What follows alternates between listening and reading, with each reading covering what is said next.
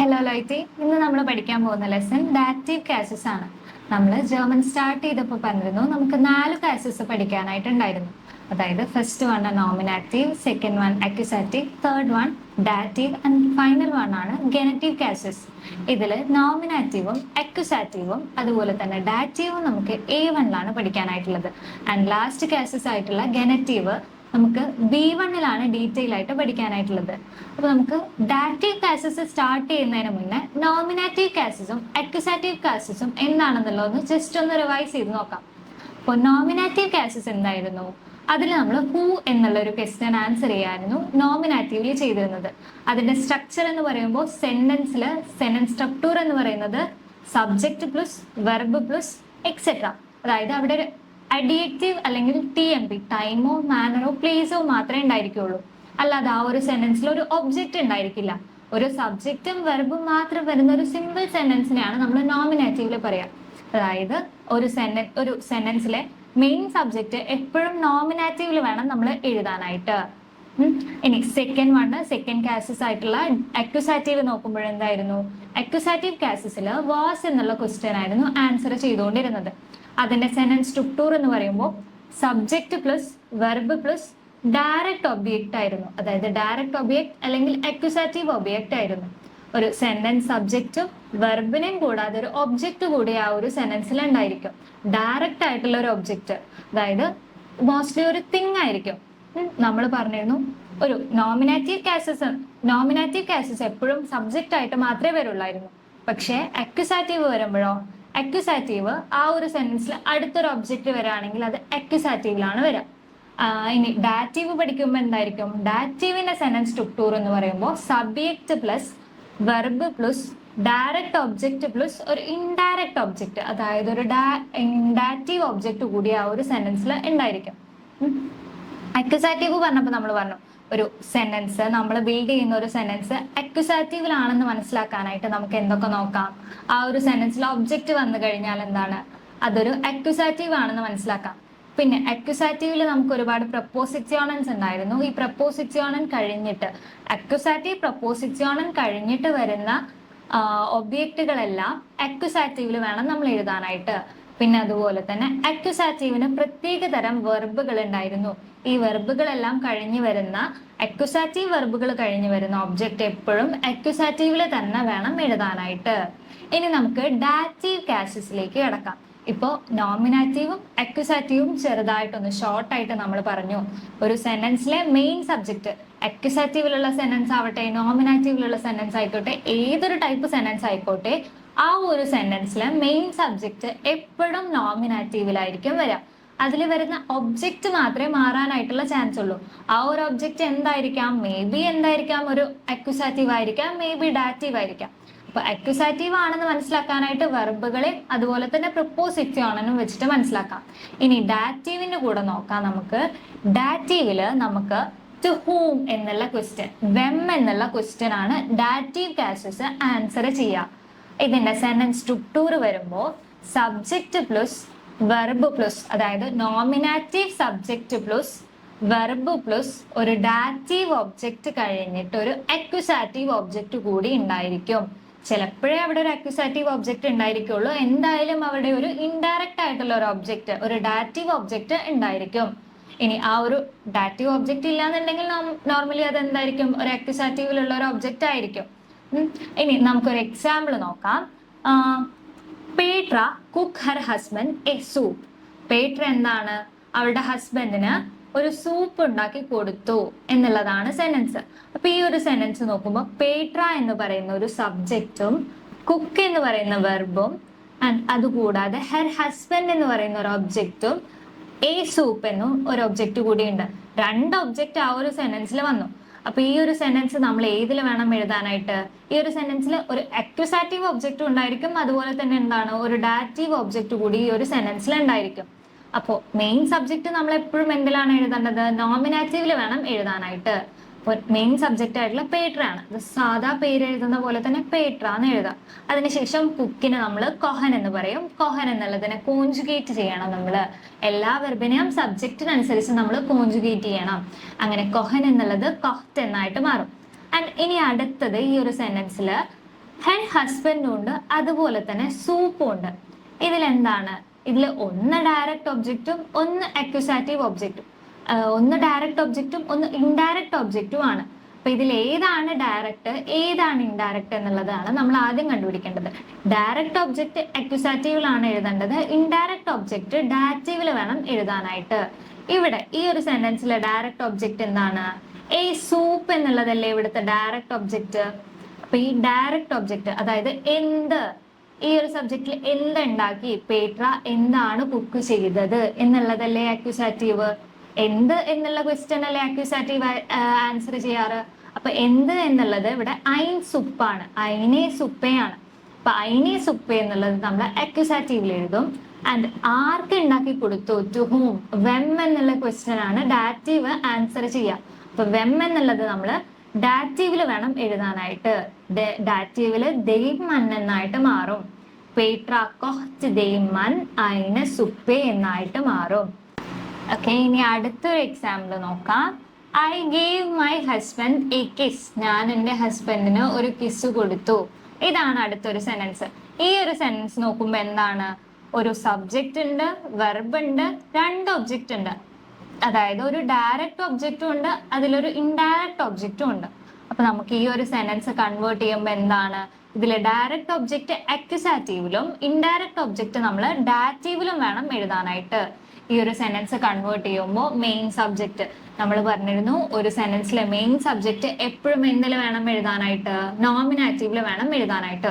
ഒരു സെന്റൻസിലെ main subject ആയിട്ട് മാത്രമേ നോമിനാറ്റീവ് യൂസ് ചെയ്യുള്ളൂ. അല്ലാതെ ഒരു സെന്റൻസിൽ അടുത്തൊരു ഒബ്ജക്റ്റ് വരികയാണെങ്കിൽ ഒരിക്കലും നോമിനാറ്റീവിൽ എഴുതരുത്. അത് ഒന്നുകിൽ അക്യൂസാറ്റീവ് അല്ലെങ്കിൽ ഡാറ്റീവിൽ മാത്രമേ വരുള്ളൂ. നോമിനാറ്റീവ് മെയിൻ സബ്ജക്റ്റ് ആയിട്ട് മാത്രമേ ആക്ട് ചെയ്യാറുള്ളൂ. ഈ ഒരു സെന്റൻസിൽ ഐ എന്നുള്ളത് നമ്മൾ നോമിനാറ്റീവിൽ എഴുതും. ഐ എന്നുള്ളത് നോമിനാറ്റീവിൽ വരുമ്പോൾ ഇഷ് എന്നാണ്. ഇഷ് ഗേബേ. ആൻഡ് ഇവിടുത്തെ ഡയറക്റ്റ് ഒബ്ജക്റ്റ് എ കിസ് എന്നുള്ളതാണ് ഇവിടുത്തെ direct object. And indirect object എന്ന് പറയുന്നതോ മൈ ഹസ്ബൻഡ് എന്നുള്ളതാണ് ഇവിടുത്തെ ഇൻഡയറക്റ്റ് ഒബ്ജക്റ്റ്. ആൻഡ് നമ്മൾ ആദ്യം ഇൻഡയറക്റ്റ് ഒബ്ജക്റ്റ് ആയിട്ടുള്ള മൈ ഹസ്ബൻഡ് എന്നുള്ളത് മൈനം മൻ എന്ന് എഴുതും. ആൻഡ് എ കിസ് എന്നുള്ളത് എന്താണ്? ഇവിടുത്തെ ഡയറക്റ്റ് ഒബ്ജക്റ്റ് ആണ്. ഈ ഡയറക്റ്റ് ഒബ്ജക്റ്റിന് നമ്മൾ അക്യൂസാറ്റീവിലും, ദർ കുസ് എന്നുള്ളത് ഐനൻ കുസ് എന്നായിട്ട് മാറും. ഓക്കെ, അപ്പൊ ഈ എക്സാമ്പിൾസ് നോക്കിയപ്പോൾ നിങ്ങൾക്ക് മനസ്സിലായി എന്ന് വിചാരിക്കുന്നു. ആൻഡ് കുഞ്ഞൊരു ടിപ്പ് പറഞ്ഞുതരാം. ഒരു നോർമൽ സെന്റൻസ് നമ്മൾ എഴുതുമ്പോൾ ആ ഒരു സെന്റൻസിൽ ഒരു ഒബ്ജക്റ്റ്, രണ്ട് ഒബ്ജക്റ്റ് നമ്മൾ ഡാറ്റീവില് രണ്ട് ഒബ്ജക്റ്റ് ഉണ്ടാവും എന്ന് പറഞ്ഞു. ആ ഒരു സെന്റൻസിലെ ഒരു ഒബ്ജക്റ്റ് പേഴ്സണും അടുത്തൊരു ഒബ്ജക്റ്റ് തിങ്ങും ആണെങ്കിൽ ആ ഒരു സെന്റൻസിലെ പേഴ്സൺ നമ്മൾ ഡാറ്റീവിലും ആ ഒരു സെന്റൻസിലെ തിങ് നമ്മൾ എപ്പോഴും എന്തിലാണ് എഴുതിയിരിക്കേണ്ടത്? അക്യൂസാറ്റീവിലാണ് എഴുതേണ്ടത്. ആ ഒരു പേഴ്സൺ ആയിട്ട് ഡാറ്റീവ്, മോസ്റ്റ്ലി ഡാറ്റീവ് എന്താണ്? ഒരു പേഴ്സൺ ആയിരിക്കും. ആർക്ക് എന്നുള്ള ക്വസ്റ്റ്യൻ അല്ലേ ഈ ഡാറ്റീവ് ആൻസർ ചെയ്യുന്നത്. അപ്പൊ ആർക്ക് എന്ന് പറയുമ്പോൾ നമ്മൾ എന്താണ്? ഒന്നുകിൽ ഒരു പേഴ്സൺ അല്ലേ നമുക്ക് ഇത് കൊടുത്തു അല്ലെങ്കിൽ അത് ചെയ്തു എന്ന് പറയാനായിട്ട് പറ്റുള്ളൂ. അപ്പൊ ആർക്ക് എന്നുള്ളതിനാണ് ഡാറ്റീവ്. അപ്പൊ ഒരു പേഴ്സൺ ആയിരിക്കും ഡാറ്റീവ് എപ്പോഴും വരാം. ഒരു തിങ് എപ്പോഴും അക്യൂസാറ്റീവിലാണ് വരാം. ഒരു എക്സാമ്പിൾ, അടുത്തൊരു എക്സാമ്പിൾ കൂടെ നോക്കാം. നമുക്ക് നോമിനാറ്റീവും അക്യൂസാറ്റീവും ഡാറ്റീവും കൂടെ കമ്പയർ ചെയ്തിട്ട് ഒരു എക്സാമ്പിൾ നോക്കാം. ഒരു എക്സാമ്പിൾ വരുമ്പോൾ ദ സ്കെഷൻ ഇസ് ദ ഷോൺ, ദി ഗിഫ്റ്റ് ഈസ് ബ്യൂട്ടിഫുൾ. ഈ ഒരു സെന്റൻസ് നോക്കുമ്പോൾ ദ സ്കെഷൻ ഇസ്റ്റ് എന്നും പിന്നെ ഷോൺ എന്ന് പറയുന്ന ഒരു അഡിയേറ്റീവ് മാത്രമേ ഉള്ളൂ. അപ്പൊ ഈ ഒരു സെന്റൻസ് നമ്മൾ എന്തിലാണ് എഴുതിയത്? ഈ ഒരു സെന്റൻസ് എന്ത് സെന്റൻസ് ആണ്? നോമിനാറ്റീവ് സെന്റൻസ് ആണ്. കാരണം എന്താ? ആ ഒരു സെന്റൻസിൽ ഒരു സുബിയക്റ്റും അതുപോലെ തന്നെ എന്താണ്? ഒരു വെർബും മാത്രമേ ഉള്ളൂ. പിന്നെയുള്ളത് ഒരു അഡിയേറ്റീവ് ആണ്. അപ്പൊ ഇതൊരു നോമിനാറ്റീവ് സെന്റൻസ് ആണ്. ഇനി അടുത്തൊരു സെന്റൻസ് നോക്കുമ്പോൾ ഇഷ് കൗഫി ഐനൻ ഗെഷങ്ക്, ഞാനൊരു ഗിഫ്റ്റ് വാങ്ങി. അപ്പൊ എന്താണ്? ഈ ഒരു സെന്റൻസിൽ സബ്ജക്റ്റ് ഉണ്ട്, അതുപോലെ തന്നെ വെർബ് ഉണ്ട്, അതുകൂടാതെ ഒരു ഒബ്ജക്റ്റ് ഉണ്ട്. ആ ഒരു ഒബ്ജക്റ്റ് എന്താണ്? ഒരു ഡയറക്റ്റ് ഒബ്ജക്റ്റ് അല്ലേ? ഞാനൊരു ഗിഫ്റ്റ് വാങ്ങി എന്ന് പറയുമ്പോൾ ആ ഗിഫ്റ്റ് അവിടുത്തെ ഒരു ഡയറക്റ്റ് ഒബ്ജക്റ്റ് അല്ലേ? ആ ഒരു ഡയറക്റ്റ് ഒബ്ജക്റ്റ് നമ്മൾ അക്യൂസാറ്റീവിലാണ് എഴുതേണ്ടത്. അപ്പോ ആൻഡ് കൗഫൻ എന്ന് പറയുന്നത് ഒരു അക്യൂസാറ്റീവ് വെർബാണ്. അതുകൊണ്ട് തന്നെ ഈ അക്യൂസാറ്റീവ് വെർബിന് ശേഷം അക്യൂസാറ്റീവ് തന്നെ ഇട്ടു. അതുപോലെ തന്നെ അതൊരു ഡയറക്റ്റ് ഒബ്ജക്റ്റ് കൂടി ആയിരുന്നു. ഇഷ്കൗഫി ഐൻ ഗെഷ്, ഐനല്ല ഐൻ ഗെഷങ് എന്നായിട്ട് മാറി. ഐനല്ല ഐൻ ഗെഷങ്, ദസ് ഗെഷങ് ആണ്, അത് ഐൻ ഗെഷങ് എന്നായിട്ട് മാറും. ഇനി ഈ ഒരു സെന്റൻസ് നേരെ ഡാറ്റീവിലേക്ക് ആകുമ്പോൾ ഇഷ് കൗഫെ മൈനം മൻ ഐൻ ഗഷങ്ക്. ഞാൻ എൻ്റെ ഹസ്ബൻഡിന് ഒരു ഗിഫ്റ്റ് വാങ്ങി. ഈ ഒരു സെന്റൻസ് നോക്കുമ്പോൾ എന്താണ്? ഐ എന്ന് പറയുന്ന സബ്ജക്റ്റ് ഉണ്ട്, കൗഫൻ എന്ന് പറയുന്ന ഒരു വെർബ് ഉണ്ട്, ആൻഡ് മൈ ഹസ്ബൻഡ് എന്ന് പറയുന്ന ഒരു ഒബ്ജക്റ്റും ഉണ്ട്, ദസ് ഗഷങ്ക് എന്ന് പറയുന്ന ഒരു ഒബ്ജക്റ്റ് കൂടിയുണ്ട്. അപ്പൊ ഇതിലെ പേഴ്സൺ നമ്മൾ എന്തിലാണ് എഴുതിയത്? ഡാറ്റീവിലാണ് എഴുതിയത്. ആൻഡ് ഇതിലെ തിങ് അക്യുസാറ്റീവിലാണ് എഴുതിയത്. സബ്ജക്റ്റ് എന്താണ്? നോമിനാറ്റീവിലാണ് എഴുതിയത്. ഇഷ് കൗഫെ മൈനം മൻ ഐൻ ഗഷങ്ക് എന്നായിട്ടാണ് വന്നത്. ഓക്കെ, അപ്പൊ ഇനി നമ്മൾ പറഞ്ഞു നോമിനാറ്റീവിലും അക്യുസാറ്റീവിലും എല്ലാം എന്തുണ്ടായിരുന്നു?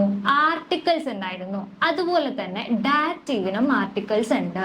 അപ്പൊ ഈ ആർട്ടിക്കിൾസ് ഏതൊക്കെയാണെന്നുള്ളതൊന്ന് നോക്കിയാലോ ഫസ്റ്റ്. ഓക്കെ, അപ്പൊ നമുക്ക് 3 ടൈപ്പ് ഓഫ് ആർട്ടിക്കിൾസ് ആണ് ഉള്ളത്. അതായത് ബെസ്റ്റിംറ്റർ ആർട്ടിക്കിൾ, ഉൻബെസ്റ്റിംറ്റർ ആർട്ടിക്കിൾ, നെഗാറ്റീവ് ആർട്ടിക്കിൾ. ഇങ്ങനെ 3 ആർട്ടിക്കിൾസ് ആണുള്ളത്.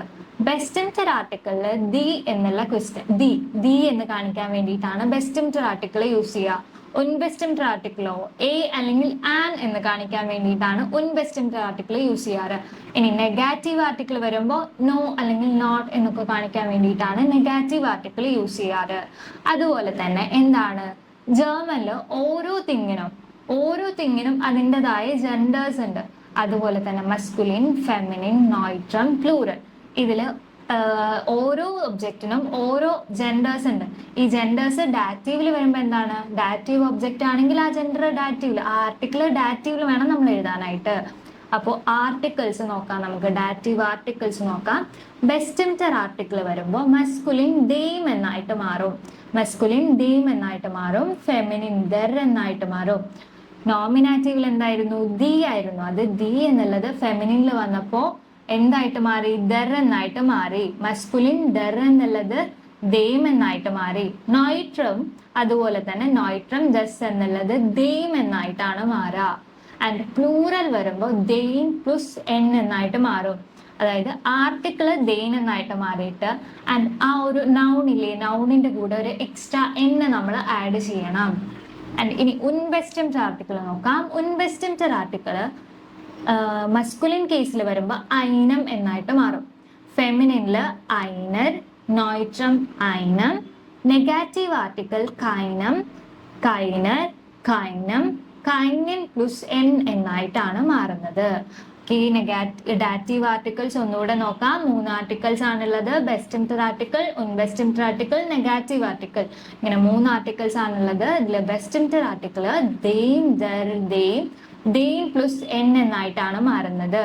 ഉൻബെസ്റ്റിംറ്റർ ആർട്ടിക്കിൾ ഐനം, ഐനർ, ഐനം. നെഗാറ്റീവ് ആർട്ടിക്കിൾ വരുമ്പോൾ കൈനം, കൈനർ, കൈനം, കൈനിൻ പ്ലസ് എൻ എന്നായിട്ട് മാറും. ഓക്കെ, ഇനി പേഴ്സണൽ പ്രോനോമൻസ് നോക്കാം. നമ്മൾ നോമിനാറ്റീവ് പേഴ്സണൽ പ്രോനോമൻസ് എന്തായിട്ടാണ് യൂസ് ചെയ്യാറ്? ഒരു സെന്റൻസിലെ മെയിൻ സബ്ജക്റ്റ് ആയിട്ട് മാത്രമേ നോമിനാറ്റീവ് പേഴ്സണൽ പ്രോനോമൻ യൂസ് ചെയ്യുള്ളൂ. ആൻഡ് ഇനി അക്യുസാറ്റീവും ഡാറ്റീവും പേഴ്സണൽ പ്രോനോമൻസ് എന്തിനാ യൂസ് ചെയ്യുക? ഒരു സെന്റൻസിൽ രണ്ടാമതൊരു പേഴ്സൺ വരികയാണെങ്കിൽ, സെക്കൻഡ് പേഴ്സൺ വരികയാണെങ്കിൽ അവരെ കാണിക്കാൻ വേണ്ടിയിട്ടാണ് അക്യുസാറ്റീവും ഡാറ്റീവും പേഴ്സണൽ പ്രോനോമൻ നമ്മൾ യൂസ് ചെയ്യാറ്. ആൻഡ് നമുക്ക് ഡാറ്റീവ് പേഴ്സണൽ പ്രോനോമൻസ് ഏതൊക്കെയാണെന്നുള്ളത് നോക്കാം. മിയർ, ദിയർ, ഈം, ഇയർ, ഈം, ഉൻസ്, ഓയ്, ഈനൻ, ഈനൻ. ഇതാണ് ഡാറ്റീവ് പേഴ്സണൽ പ്രോനോമൻ. നമുക്ക് നോമിനാറ്റീവിലുള്ള പേഴ്സണൽ പ്രോനോമൻസ് കൂടെ നോക്കാം. നോമിനാറ്റീവില് ഇഷ്, ദു, എർസിയസ്, വിയർ, ഇയർ, സിസി. ഇത്രയുമാണ് നോമിനാറ്റീവ് പേഴ്സണൽ പ്രോനോമൻസ് വന്നിട്ടുള്ളത്. ഇനി അക്യുസാറ്റീവ് പേഴ്സണൽ പ്രോനോമൻസ് വരുമ്പോൾ മിഷ്, ദിഷ്, ഈൻ, സി, എസ്, ഉൻസ്, ഓയ്, സിസി. ഇതായിരുന്നു അക്യുസാറ്റീവ് പേഴ്സണൽ പ്രോനോമൻസ്. അക്യുസാറ്റീവ് പേഴ്സണൽ പ്രോനോമൻസ് നമ്മൾ ഒരു സെന്റൻസിലെ സെക്കൻഡ് പേഴ്സണെ കാണിക്കാൻ വേണ്ടിയിട്ടാണ് അക്യുസാറ്റീവ് പേഴ്സണൽ പ്രോനോമൻസ് യൂസ് ചെയ്യാറ്. ആൻഡ് ഡാറ്റീവ് പേഴ്സണൽ പ്രോനോമൻസ് ഒന്നുകൂടെ പറയാം. മിയർ, ദിയർ, ഈം, ഇയർ, ഈം, ഉൻസ്, ഓയ്, ഈനൻ, ഈനൻ. ഇത്രയുമാണ് ഡാറ്റീവ് പേഴ്സണൽ പ്രോനോമൻസ്. ആൻഡ് ഇനി നെക്സ്റ്റ് വന്നാണ് ഡാറ്റീവ് പൊസസീവ് പ്രോനോമൻ. നമ്മൾ പൊസസീവ് പ്രോനോമൻസ് എവിടെയാണ് യൂസ് ചെയ്യാറ്? ഒരു നൗണിന്റെ കൂടെ മാത്രമേ ഒരു പൊസസീവ് പ്രോനോമൻ യൂസ് ചെയ്യാറുള്ളൂ. എന്റെ, നിന്റെ, അവന്റെ, അവന്റെ ബുക്ക്, അവളുടെ ബുക്ക്, എന്റെ ബുക്ക് എന്നൊക്കെ കാണിക്കാൻ വേണ്ടിയിട്ടാണ് നമ്മൾ പൊസസീവ് പ്രോനോമൻസ്, പൊസസീവ് ആർട്ടിക്കിൾസ് അതിനാണ് യൂസ് ചെയ്യാറ്. ഓക്കെ, അപ്പോൾ ഒരു നൗണിന്റെ കൂടെ മാത്രമേ നമ്മൾ പൊസസീവ് ആർട്ടിക്കിൾ യൂസ് ചെയ്യാനായിട്ട് പാടുള്ളൂ. ഒരിക്കലും ഈ പൊസസീവ് ആർട്ടിക്കിളിനെ ഒറ്റയ്ക്ക് പ്ലേസ് ചെയ്യാനായിട്ട് പാടില്ല. ഓക്കെ, ഇനി പൊസസീവ് ആർട്ടിക്കിൾസ് ഏതൊക്കെയാന്നുള്ളത് നോക്കാം. ഡാറ്റീവിൽ വരുമ്പോൾ ഇഷ് എന്നുള്ളത് മൈനം, മൈനർ, മൈനം, മൈനൻ പ്ലസ് എൻ എന്നായിട്ട് ഡാറ്റീവ് പൊസസീവ് ആർട്ടിക്കിൾസ് മാറും. ഇഷ് എന്നുള്ളത് മൈനം, മൈനർ, മൈനം, മൈനൻ പ്ലസ് എൻ. ആൻഡ് ദു എന്നുള്ളത് ദൈനം, ദൈനർ, ദൈനം, ദൈനൻ പ്ലസ് എൻ എന്നായിട്ട് മാറും. ആൻഡ് എറിനും എസിനും സെയിം ആണ് പൊസസീവ് ആർട്ടിക്കിൾസ് ഉള്ളത്. അതായത് സൈൻ എന്നുള്ളതാണ് എറിനും എസിനും വരുന്നത്. ആൻഡ് ഇത് മസ്കുലിനിലേക്ക് വരുമ്പോൾ സൈനം, സൈനർ, സൈനം, സൈനൻ പ്ലസ് എൻ എന്ന് വരും. ആൻഡ് ഇനി സി, ഷീ എന്നുള്ളത് ഇയറം, ഇയറർ, ഇയറം, ഇയറൻ പ്ലസ് എൻ എന്നായിട്ടാണ് വരിക. ആൻഡ് വിയർ എന്നുള്ളത് ഉൻസരം, ഉൻസരർ, ഉൻസരം, ഉൻസരൻ പ്ലസ് എൻ. ആൻഡ് ഇയർ എന്നുള്ളതിന് ഒയറം, ഒയറർ, ഒയറം, ഒയറൻ പ്ലസ് എൻ. ആൻഡ് സീനും സീനെയും, അതായത് ഫോർമൽ ആയിട്ടുള്ള യുവിനെയും ദേ എന്നുള്ള സീനെയും നമ്മൾ ഇയർ എന്നാണ് പറയാ. ഇയർ എന്നുള്ളത് പൊസസീവ്, ഡാറ്റീവ് പൊസസീവിലേക്ക് വരുമ്പോൾ ഇയറം, ഇയറർ, ഇയറം, ഇയറൻ പ്ലസ് എൻ എന്നായിട്ട് മാറും. ഓക്കെ, അപ്പോൾ ഡാറ്റീവ് ആർട്ടിക്കിൾസ് നമ്മൾ നോക്കി, ഡാറ്റീവ് പേഴ്സണൽ പ്രോനോമൻസ് നോക്കി, പൊസസീവ് പ്രോനോമൻസ് നോക്കി. ആൻഡ് പേഴ്സണൽ പ്രോനോമൻസ് നമ്മൾ എവിടെയാണ് യൂസ് ചെയ്യാറ്? ഒരു സെന്റൻസിൽ സെക്കൻഡ് പേഴ്സൺ വരാണെങ്കിലാണ് നമ്മൾ ഡാറ്റീവ് പേഴ്സണൽ പ്രോനോമൻ യൂസ് ചെയ്യുക. പൊസസീവ് ആർട്ടിക്കിൾ നമ്മൾ ഒരു നൗണിന്റെ കൂടെ മാത്രമേ യൂസ് ചെയ്യുള്ളൂ. നമ്മൾ ഒരു സെന്റൻസിൽ ഒബ്ജക്റ്റ് വരാണെങ്കിൽ അതെന്താണ്? ഒന്നുകിൽ ഡാറ്റീവിൽ അല്ലെങ്കിൽ അക്യൂസാറ്റീവിൽ വേണം എഴുതാനായിട്ടെന്ന് പറഞ്ഞു. പക്ഷെ നമുക്ക് എന്താണ് ഒരു ഡൗട്ട് വരാനായിട്ടുള്ള ചാൻസ് ഉണ്ട്. ഇത് അക്യൂസാറ്റീവിൽ വേണോ ഡാറ്റീവിൽ വേണോ എഴുതാനായിട്ട് എന്നുള്ള ഒരു ഡൗട്ട് വരാനായിട്ടുള്ള ചാൻസ് ഉണ്ട്. അപ്പൊ എന്താണ് നമ്മൾ അക്യൂസാറ്റീവിൽ പഠിച്ചപ്പോൾ എന്താ പറഞ്ഞിരുന്നത്? അക്യൂസാറ്റീവ് വെർബ് കഴിഞ്ഞിട്ട് വരുന്ന ഒബ്ജക്റ്റ് അക്യൂസാറ്റീവിൽ തന്നെ വേണം എഴുതാനായിട്ട്. അതുപോലെ തന്നെ അക്യൂസാറ്റീവ് പ്രപ്പോസിഷണൽസ് ആയിട്ടുള്ള ഗോഡ് ഫുബ് കഴിഞ്ഞിട്ട് വരുന്ന ഒബ്ജക്റ്റുകളും അക്യൂസാറ്റീവിൽ തന്നെ വേണം എഴുതാനായിട്ട്. പിന്നെ അവിടെ വരുന്നത് ഒരു ഡയറക്റ്റ് ഒബ്ജക്റ്റ് ആണെങ്കിൽ അത് അക്യൂസാറ്റീവിലാണ് എഴുതേണ്ടത്. ഇനി ഒരു ഡാറ്റീവ് സെന്റൻസ് എടുത്തു നോക്കുകയാണെങ്കിൽ, ഒരു സെന്റൻസ് എടുത്തു നോക്കുമ്പോൾ അതിലെന്താണ് ഒരു ഡയറക്റ്റും ഇൻഡയറക്റ്റ് ഒബ്ജക്റ്റും വരാണെങ്കിൽ അതിലെ ഡയറക്റ്റ് ഒബ്ജക്റ്റ് അക്യൂസാറ്റീവിലാണെന്ന് പറഞ്ഞല്ലോ. അതിലെ ഇൻഡയറക്റ്റ് ഒബ്ജക്റ്റ് നമ്മൾ ഡാറ്റീവിൽ വേണം എഴുതാനായിട്ട്. ആർക്ക് എന്നുള്ളൊരു ക്വസ്റ്റ്യൻ ആണ് ആൻസർ ചെയ്യുന്നത്. ആർക്ക് കൊടുത്തു, ആര് വാങ്ങി എന്നൊക്കെ പറയുന്നതാണെങ്കിൽ അത് ഡാറ്റീവിലും, എന്താണ് കൊടുത്തത്, എന്താണ് കഴിച്ചത് എന്നൊക്കെ പറയുകയാണെങ്കിൽ എന്ത് എന്നാണെങ്കിൽ അവിടെ എന്താണ് അക്യൂസാറ്റീവിലും വേണം എഴുതാനായിട്ട്. ആൻഡ് അക്യൂസാറ്റീവിനുള്ള പോലെ തന്നെ എന്താണ് ഈ ഡാറ്റീവിനും ഡാറ്റീവിൻ്റെതായിട്ടുള്ള വെർബുകൾ ഉണ്ട്. അത് ഏതൊക്കെയാണ് ആ വെർബ് എന്നുള്ളത് നോക്കാം. വെർബ് വന്നിട്ട് ഹെൽഫൻ എന്ന് പറഞ്ഞു കഴിഞ്ഞാൽ ടു ഹെൽപ്പ് എന്നുള്ള മീനിങ് ആണ്. നെക്സ്റ്റ് വൺ ഗെഹ്യോറൻ എന്ന് പറഞ്ഞു കഴിഞ്ഞാൽ ടു ബിലോങ് എന്നുള്ള മീനിങ് ആണ്. നെക്സ്റ്റ് ഷ്മെക്കൻ എന്ന് പറഞ്ഞു കഴിഞ്ഞാൽ ടു ടേസ്റ്റ് എന്നുള്ള മീനിങ് ആണ് ഷ്മെക്കന് വന്നിട്ട്. ആൻഡ് നെക്സ്റ്റ് വണ് ഡാങ്കൻ എന്ന് പറഞ്ഞു കഴിഞ്ഞാൽ ടു താങ്ക് ആണ്. നെക്സ്റ്റ് ഗെഫാലൻ എന്ന് പറഞ്ഞു കഴിഞ്ഞാൽ ടു പ്ലീസ് എന്നുള്ള മീനിങ് ഉണ്ട്. ഇൻ ഷാഡൻ എന്ന് പറഞ്ഞു കഴിഞ്ഞാൽ ടു ഡാമേജ്. ആൻഡ് പാസൻ ടു മാച്ച്, ഗേബൻ ടു ഗീവ്, ഷിക്കൻ ടു സെൻഡ്, സൈഗൻ ടു ഷോ, ബ്രിങ്ങൻ ടു ബ്രിങ്, വ്യൻഷൻ ടു വിഷ്, ആൻഡ് വോട്ടൻ ടു ആൻസർ, ഗ്ലൗബൻ ടു തിങ്ക്. അപ്പൊ ഇത്രയുമല്ല, ഇനിയും ഉണ്ട് ഡാറ്റീവ് വേർബ്സ്. അപ്പൊ കുറച്ച് മേജറായിട്ട് നമ്മൾ മെയിനായിട്ട് യൂസ് ചെയ്യുന്ന കുറച്ച് വേർബ്സ് ആണ് ഇതെല്ലാം. അപ്പൊ ഈ വെർബുകളെല്ലാം ഇതെല്ലാം ഡാറ്റീവ് വേർബാണ്. അപ്പൊ ഈ വെർബുകളാണ് സെന്റൻസിൽ സെക്കൻഡ് പൊസിഷനിൽ വരുന്നതെന്നുണ്ടെങ്കിൽ ഈ വെർബുകൾ കഴിഞ്ഞിട്ട് എഴുതുന്ന ഒബ്ജക്റ്റ് നമ്മൾ എന്തിൽ വേണം എഴുതാനായിട്ട്? ഡാറ്റീവിൽ വേണം എഴുതാനായിട്ട്. നേരത്തെ ഞാൻ പറഞ്ഞിരുന്നു, അതായത് ഒരു സെന്റൻസിൽ ഒരു പേഴ്സണും ഒരു തിങ്ങും വരികയാണെങ്കിൽ അതിലെ പേഴ്സൺ, അത് വാങ്ങുന്ന ആളായിരിക്കും അല്ലെങ്കിൽ ചെയ്യുന്ന ആളായിരിക്കും. ആൾ എന്തിനു വേണം എഴുതാനായിട്ട്? ഡാറ്റീവിൽ വേണം എഴുതാനായിട്ട്. എന്താണ് ചെയ്യുന്നത് എന്നുള്ളതിൽ, അല്ലെങ്കിൽ എന്താണ് കൊടുക്കുന്നത് എന്താണ് കൊടുക്കുന്നത് എന്നുള്ളതാണ് നമ്മൾ അക്യൂസാറ്റീവിൽ എഴുതേണ്ടത്. ഒരു പേഴ്സൺ, മോസ്റ്റ്ലി ഒരു പേഴ്സൺ എന്താണ്? ഡാറ്റീവ് ആയിരിക്കും. ഒബ്ജക്റ്റ് അക്യൂസാറ്റീവിലാണ് വരിക. ഓക്കെ, ഇനി ഈ അക്യൂസാറ്റീവിനുള്ള പോലെ തന്നെ ഡാറ്റീവിനും അതിൻ്റെതായ പ്രപ്പോസിറ്റോണൻസ് ഉണ്ട്. അപ്പൊ ഏതൊക്കെയാണ് ആ പ്രപ്പോസിറ്റോണൻസ് എന്നുള്ളത് നമുക്ക് അടുത്ത വീഡിയോയിൽ നോക്കാം. ഓക്കെ, അപ്പൊ താങ്ക് യു. എല്ലാവർക്കും മനസ്സിലായി എന്ന് വിചാരിക്കുന്നു. ടീച്ചേഴ്സ്